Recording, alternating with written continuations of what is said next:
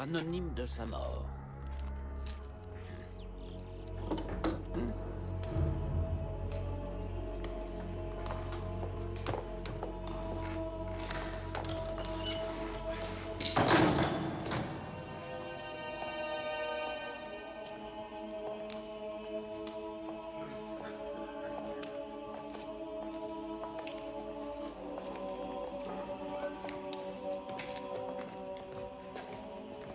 Ah, mon frère bibliothécaire.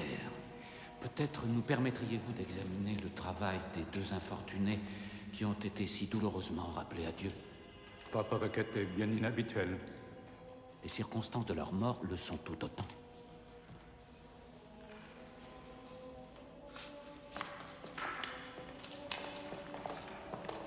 Frère Adelme, s'asseyez là. Merci.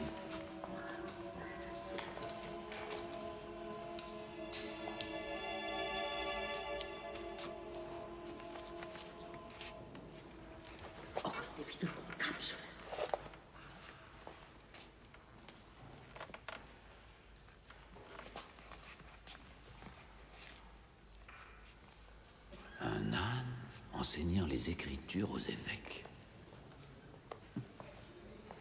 Le pape en renard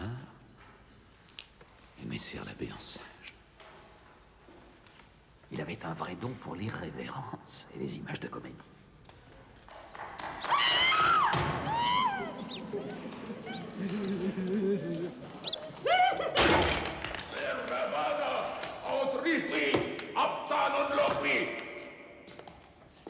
J'espère que mes paroles ne vous ont pas offensé, frère Guillaume. Et j'ai entendu rire et j'ai rappelé un des principes de notre règle. Certes, vous, franciscains, vous venez d'un ordre où la gaieté la plus inopportune est vue avec indulgence. Oui, c'est vrai. Saint François, parfois, ne répugnait pas à rire. Le rire est un souffle diabolique qui déforme les linéaments du visage et fait ressembler l'homme au singe. Mais le singe ne rit pas. Le rire est le propre de l'homme. Comme le péché. Le Christ n'a jamais ri. En sommes-nous si sûrs? Rien dans les Écritures n'établit que notre Seigneur ait ri. Rien dans les Écritures n'établit que notre Seigneur n'ait pas ri. On sait que les saints eux-mêmes usaient de la comédie pour ridiculiser les ennemis de la foi. Par exemple, quand les païens mirent saint mort dans l'eau bouillante, celui-ci se plaignit que le bain était trop froid, le sultan y plongea les doigts, et c'est bouillant à la main. Un saint immergé dans un bain bouillant n'a pas de ces puérilités ridicules. Il retient ses cris et souffre pour la vérité. Pourtant, Aristote a consacré son second tome de la poétique à la comédie, et il en fait un instrument de vérité. Vous avez lu cet ouvrage? Non, bien sûr que non. Ce manuscrit a été perdu il y a des siècles. Non, c'est une erreur. Il n'a jamais été écrit. Parce que la Providence ne tolère pas que l'on glorifie des futilités. Non, là, je ne suis absolument pas... Assez! Cet abbaye est brisé de souffrance. Et vous voulez nous détourner de notre deuil par ce vain persiflage? Pardonnez-moi, vénérable Jorge. Mes propos, en effet, étaient déplacés.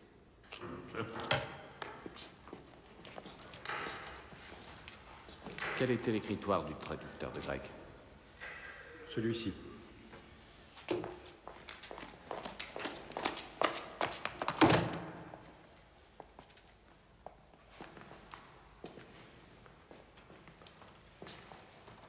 Viens, Azzo.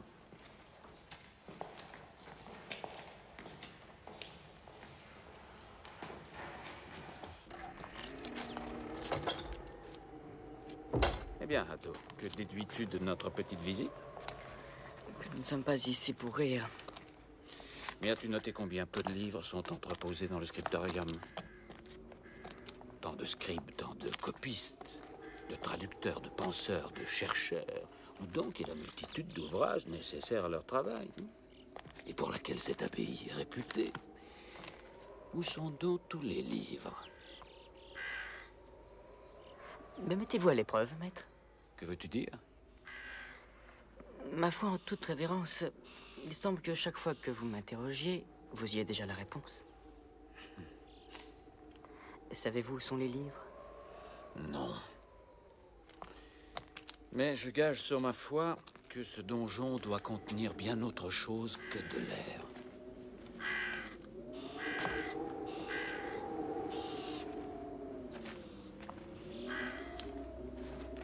Maître, avez-vous remarqué la petite porte que le bibliothécaire a refermée à notre arrivée? Oui. Mènerait-elle à la bibliothèque?